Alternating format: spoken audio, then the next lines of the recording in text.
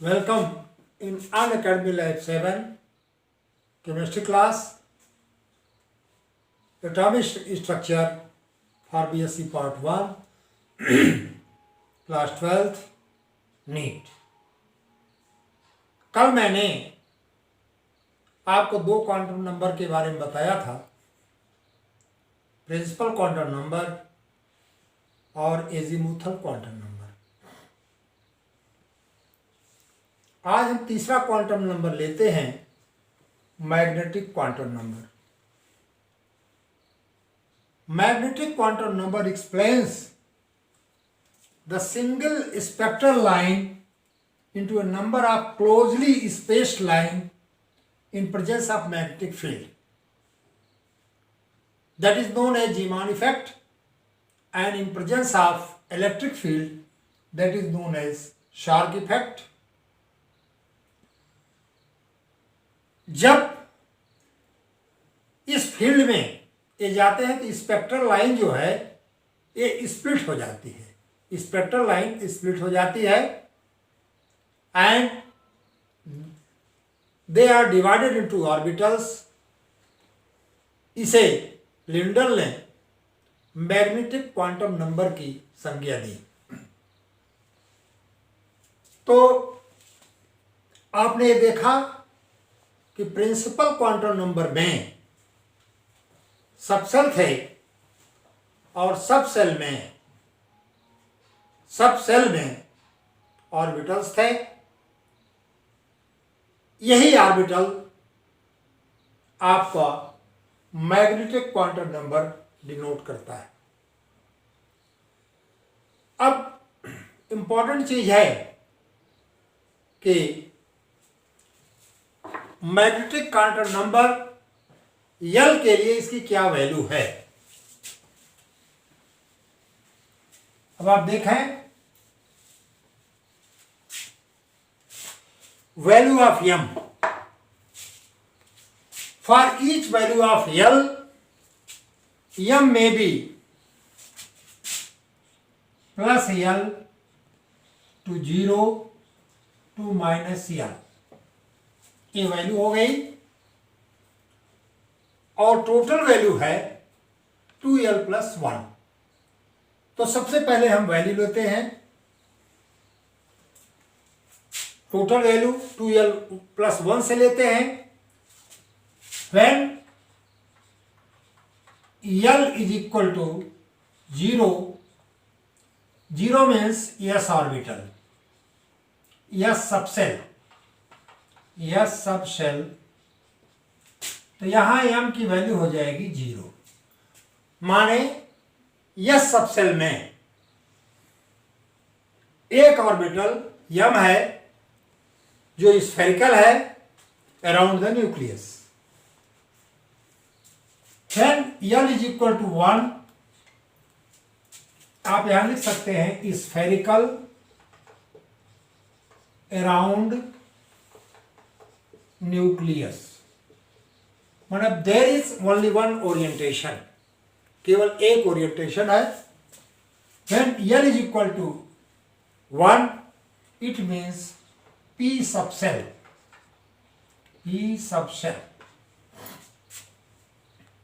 अब यहां पर हम लेते हैं डिसेंडिंग ऑर्डर में +1, 0, -1, इसकी वैल्यू हो गई। इसको कहा जाता है px, इसको कहा जाता है py, इसको कहा जाता है pz। इसका यह मतलब हुआ कि there are 3 orbitals in p subcell। You can say there are 3 orientations because structure of p is dumbbell shaped। when L is equal to 2, that is d subcell,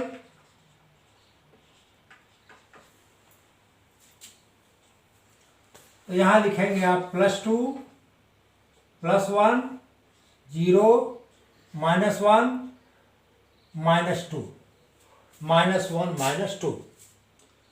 अब इसे हम dxy से डिनोट करते हैं, इसे dy z से करते हैं, इस एक्सिस पर रहता है, इसे डी जेड एक्स से डिनोट करते हैं, इसे D X two Y two से डिनोट करते हैं, और इसे डी जेड टू से डिनोट करते हैं।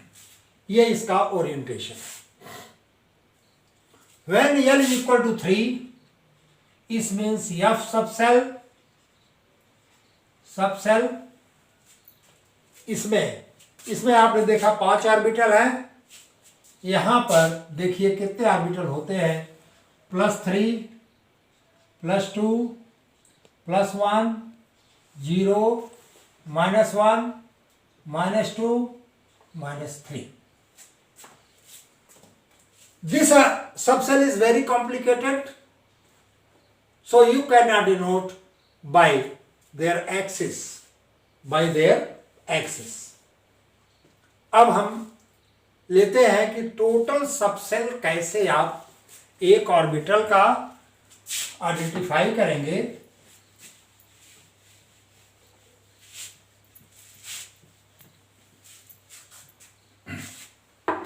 अब हम इसको इस तरह से भी कर सकते हैं, यहां मैंने लिख दिया है, इसको नोट कर ले आप, ऊपर का लाइन के नीचे का नहीं। L is equal to 0, yes M 0, यह है +1 0 1, यह है आपका, मैंने लिख दिया है। अब इसका मतलब यह हुआ कि 2L + 1 से कैसे टोटल आप निकालेंगे, 2L + 1 से। If L is equal to 0, तो यहां करेंगे 2L + 1 means 2 × 0 + 1 is equal to 1। इसका मतलब हुआ कि इसमें केवल एक ऑर्बिटल है और जिसको आप रिप्रेजेंट करेंगे 1s से। 1 जो है क्वांटम नंबर है, क्योंकि यस आपको दूसरे में भी मिलेगा, तीसरे में मिलेगा, तो आप कैसे डिनोट करेंगे, ये बैक में आप 1 लिखेंगे। इसका मतलब यह यस जो है एक के शेल का है, यह यस जो है किसका है, के शेल का। If L is equal to 1, तो 2L + 1, 2 × 1 + 1 is equal to 3, 2 is equal 1 is equal to 3। ये P है आपका, ये S और ये क्या है, P है। इसका मतलब इसमें 3 ऑर्बिटल होंगे, Px, Py एंड Pz। तो there are 3 orbital in shell K, L, in cell L. There are 3 orbitals in cell L, माने सेकंड सेल। जैसे आपने न्यूक्लियस लिया, ये K है और ये क्या है, L है। अब इसके बाद M है, इसके बाद N है। तो ये पहला है, ये दूसरा है, ये तीसरा है और ये चौथा।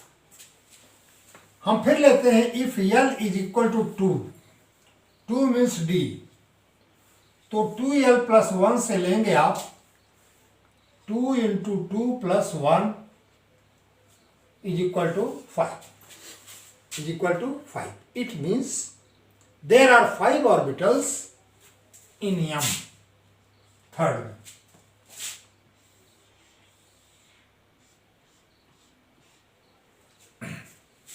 फाइव ऑर्बिटल्स हो गए। अभी मैंने आपको बताया था dx dy, इस तरह से इसका ओरिएंटेशन आपको मिलेगा।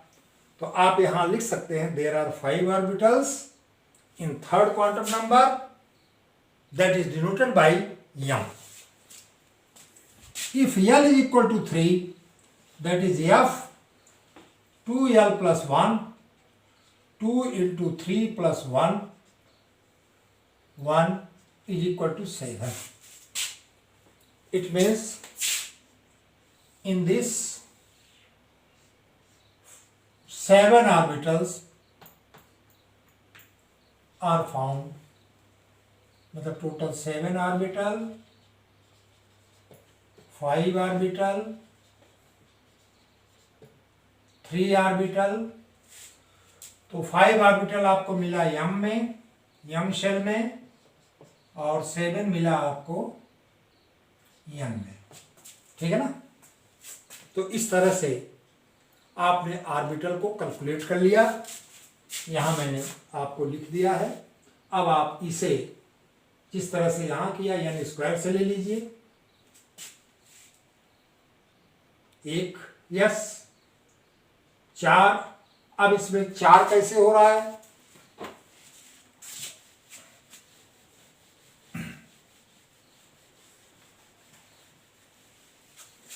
अब हम यहां पर आपको बता रहे हैं कि शेल में कितने ऑर्बिटल हैं। Total number of orbital in principal quantum number by N square, by N square. अब यहां पर हम लेते हैं when n is equal to 1, कौन सा सेल हुआ? के शेल। के शेल को नंबर 1 मिला है, तो आप कहेंगे n स्क्वायर से 1 square is equal to 1, that is 1 orbital in K. K में केवल एक orbital. When n is equal to 2, ये दूसरे ऑर्बिटल की बात हो रही है, माने L shell n square 2 is equal to 4। अब आप यहां देखें 4 कैसे हो रहा है। एक आपका यस हो गया और 3 आपका क्या हो गया? P. 3 P orbital, 1 S orbital is equal to total आ गया 4। ठीक है ना। तो यल सेल में 4 ऑर्बिटल, एक यस होगा और 3 पी का होगा। n इज इक्वल टू 3, माने हम m शेल की बात कर रहे हैं, हम m शेल की बात कर रहे हैं। तो यहां पर n स्क्वायर से आपका 3 दैट इज 9 ऑर्बिटल। अब हम यहां देखें कि 9 ऑर्बिटल कहां से आ रहा है। तो एक तो हमारा 1 हो गया यस का, और 3 हो गया पी का, और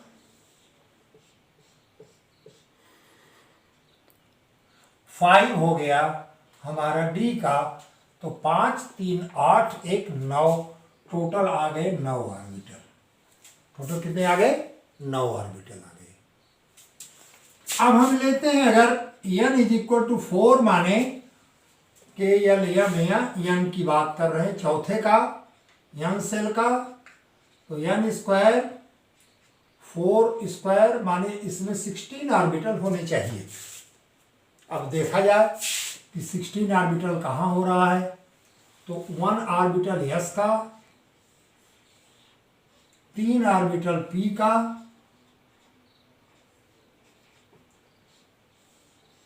5 ऑर्बिटल डी का, और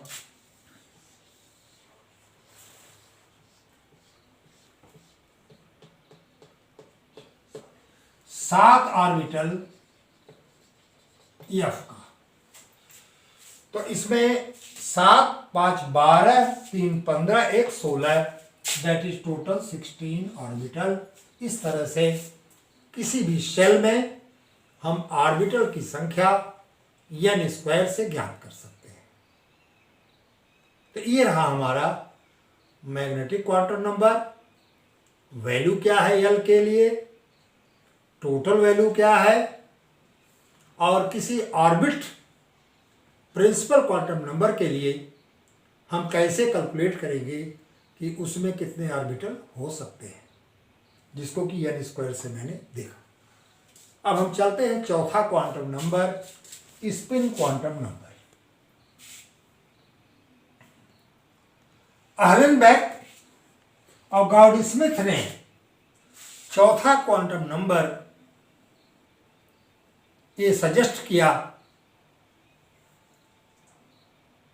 which is spin quantum number and denoted by S. Denoted by S. अब इसमें क्या होता है, इलेक्ट्रॉन रहते हैं, electron.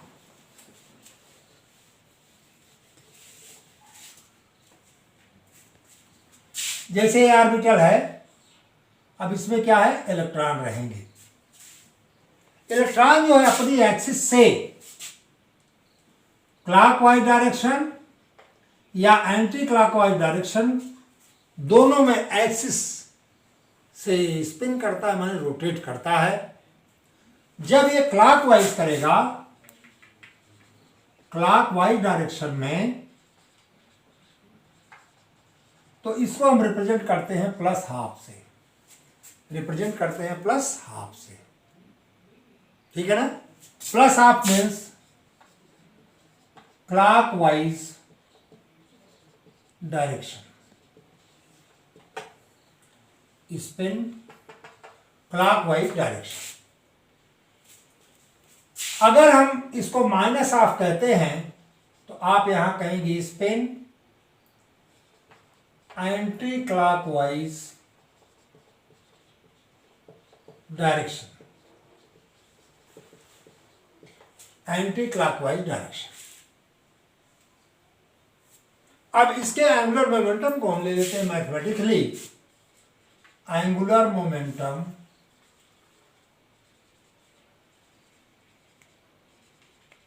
mvr is equal to h/2 pi under root s into s plus 1। ये इसका एंगुलर मोमेंटम है जिसको कि हमने मैथमेटिकली शो किया। अब दो तीन चीजें बतानी है हमको कि हम कैसे स्पिन या इलेक्ट्रॉन को शो करेंगे। अगर क्लॉकवाइज है स्पिन, तो इलेक्ट्रॉन की स्पिन को हम अपवर्ड शो करेंगे, इलेक्ट्रॉन की स्पिन को अपवर्ड शो करेंगे। अगर एंटी क्लॉकवाइज है